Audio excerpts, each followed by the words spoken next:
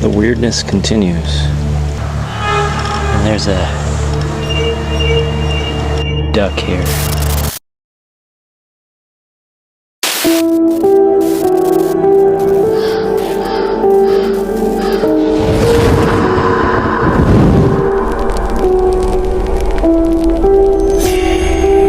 This chilling tale comes from HikeSlam, where Phil, a veteran hiker who conquered the Appalachian Trail, dives into the wild with trail tips, gear insights, and unforgettable stories. On the eve of Thanksgiving 2021, Phil ventured into Virginia's Appalachian Trail for a solo overnight, craving solitude under a starry sky.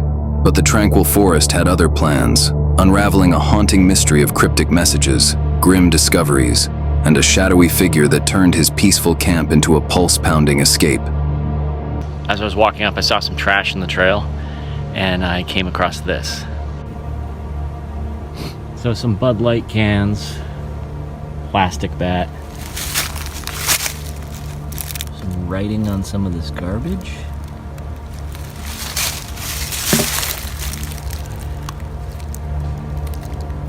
This one. Hangman is coming down from the gallows. Song lyrics. Other weird things. Well, hopefully I don't get murdered out here. That would totally ruin my day. Well, let's keep going.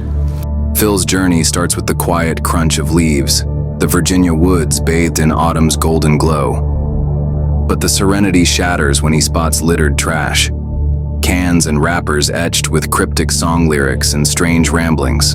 Who would scribble such unsettling words and abandon them in the wilderness?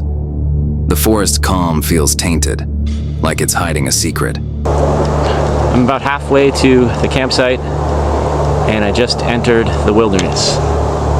Pretty shortly, I'll be at the shelter in the campsite. The weirdness continues.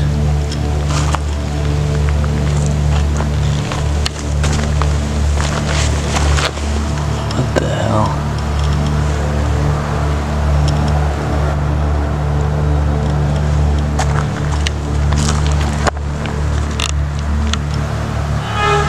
There's a duck here.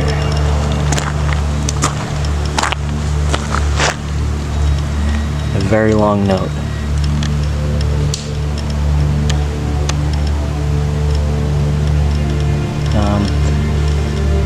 And it looks like it was just put here because it's not wet. That duck is fairly recently. Alright. Kind of creepy. There's a fire down there. Deeper in, the trail takes a sinister turn.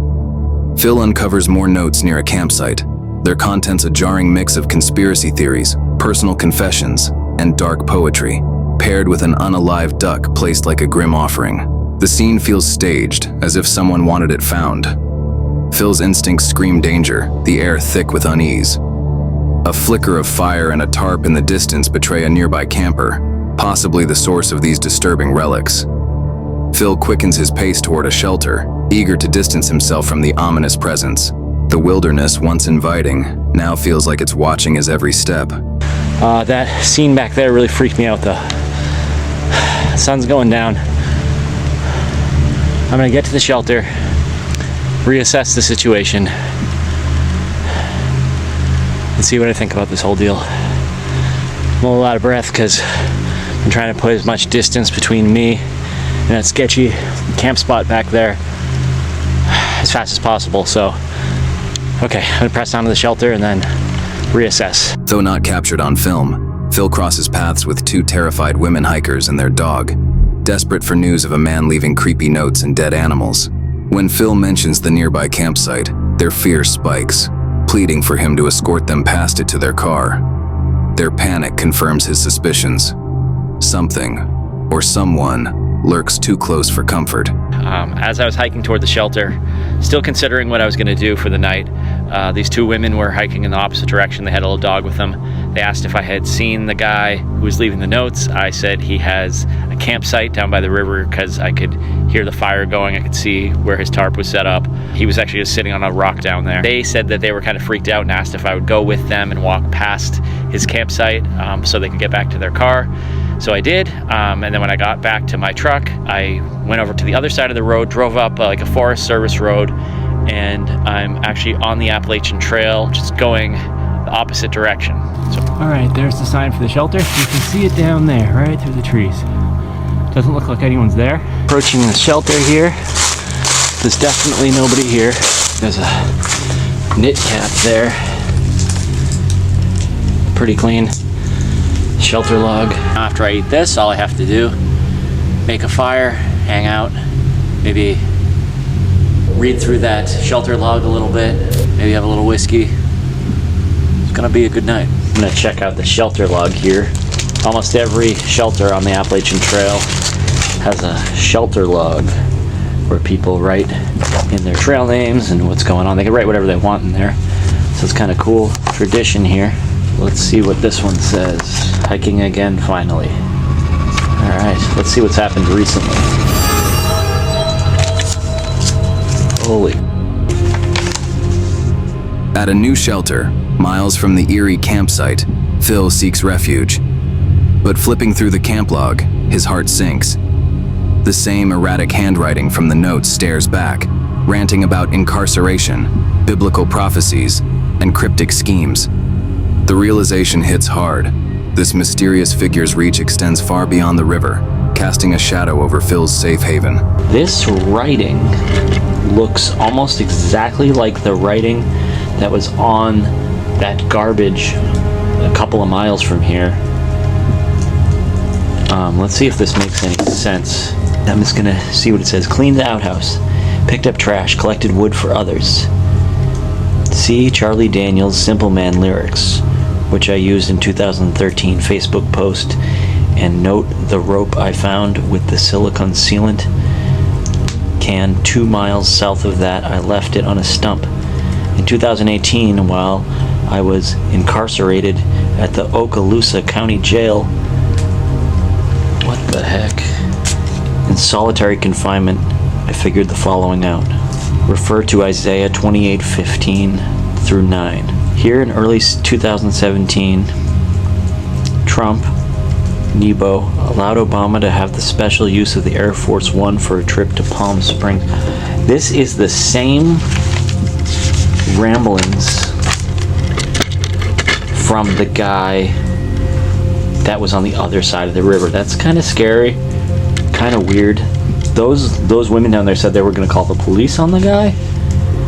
Wow, this is weird. It's just like it goes in one direction, then immediately goes in a completely different direction, and there's just so much of it. Like this line up here. Think grave robbery in an attempt to obscure the reality of Little Mrs. Wolf. Content. Come up with some more of those wicked schemes, JB and company, so I can show some more of your true character. In the past, the Russian collusion assertion have been followed up on many occasions with the advancement of illusions that would show discord in fiction between the colluding parties. You're falling faster. Obey your master. Okay, that's crazy. As midnight cloaks the forest, Phil's fragile calm shatters. A presence stirs near the shelter, and peering from his tent, he spots a lone figure illuminated by a headlamp's cold glow.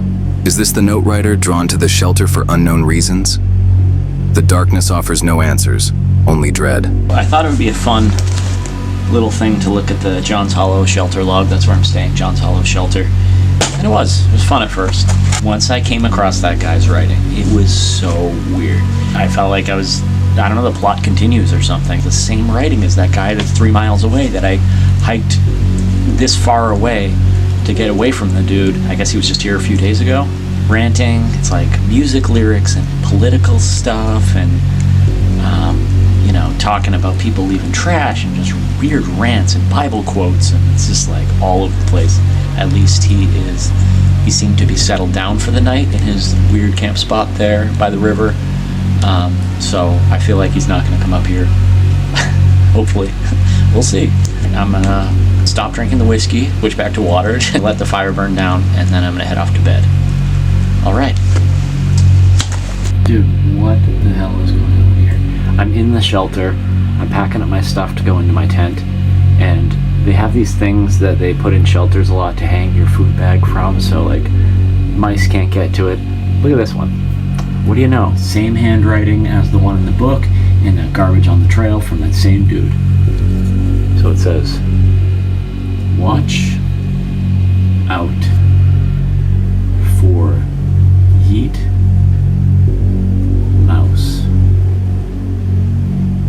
The dead do walk and talk. Like, what the hell is going on? Alright, I'm going to go into my tent now. Just gonna hunker down in here for a little bit and see what happens. Okay. I lied down for a couple hours, nodded off to sleep. Just on top of my sleeping bag. But man, every crack and crunch I hear outside of an animal walking by or a branch breaking, I don't know, it's just like, it's freaking me out. So I'm gonna try to get some more sleep here, and yeah, hopefully I just kind of pass out. There's really nothing to be worried about. It's just like, it's just a weird night, you know? Okay, I'm out on the trail. It's the middle of the night.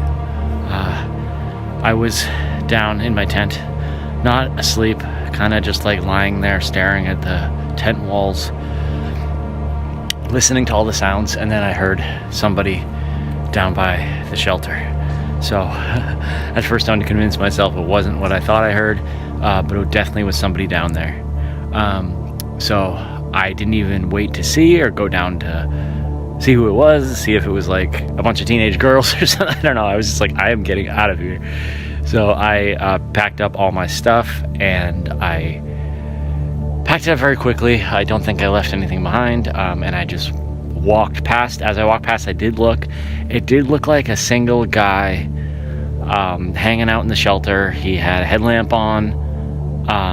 All I could really see was the light from the headlamp, so I could have been wrong.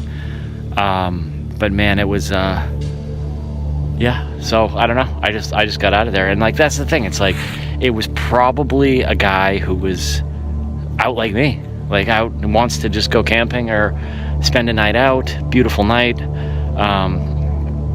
but I wasn't gonna hang around. I don't know. I guess I got scared, but so I decided to pack up my stuff and hike back. Fear overrides curiosity. Phil hastily packs and flees, the forest a maze of shadows as he races to his truck.